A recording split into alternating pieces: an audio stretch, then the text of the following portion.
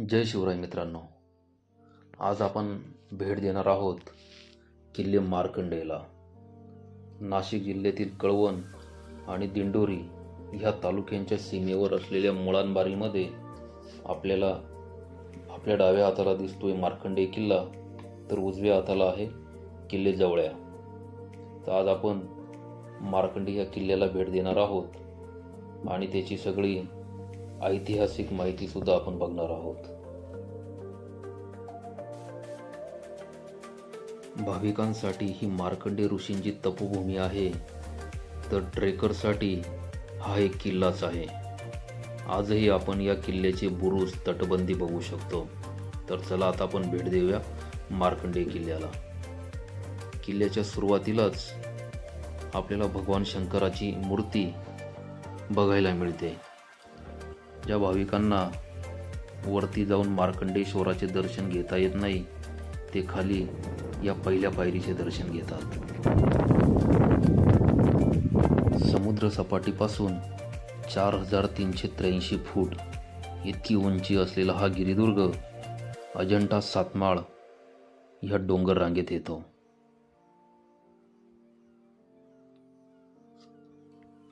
जोरात वाहणारे वारे आणि दूरवर दिसणारे धुके आपला प्रवास हा आनंददायक करतात. नाशिक जिल्ह्यातील सप्तशृंगी गडापासून सुरू होणाऱ्या डोंगर रांगेत अनेक किल्ले वसलेले आहेत. सप्तशृंगी गड, मार्कंडेय, रवळ्या जावळ्या, धोडप इत्यादी किल्ले ह्या डोंगर रांगेत येतात. सप्तशृंगी गडासमोरच दिसणाऱ्या डोंगरावर मार्कंडेय किल्ला आहे.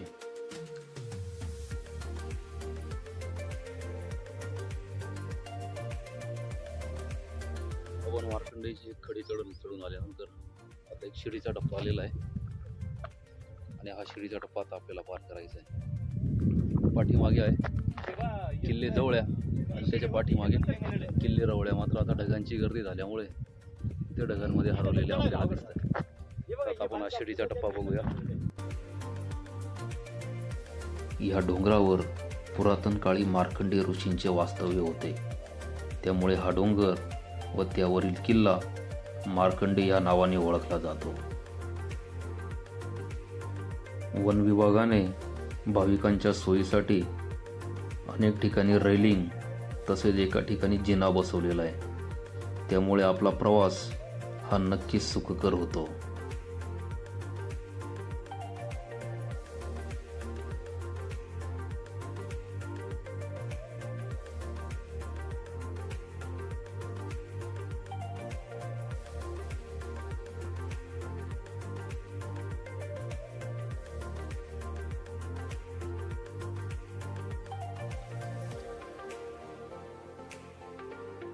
शिडीचा टप्पा पार केल्यानंतर आपण पठारावर येतो.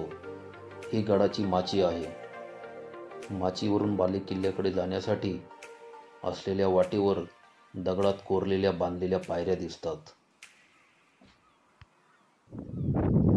मार्कंडेय किल्ल्याला प्राचीन असा इतिहास आहे.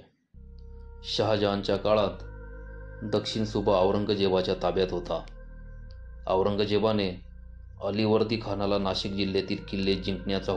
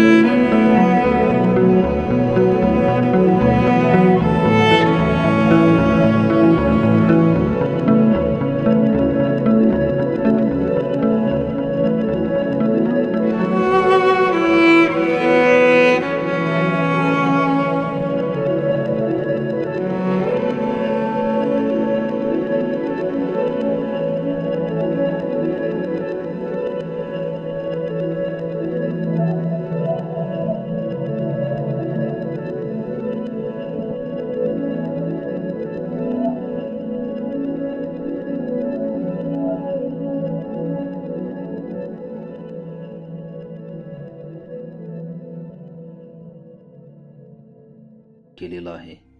मात्र आपण या जुन्या वाटेनेच जाऊया.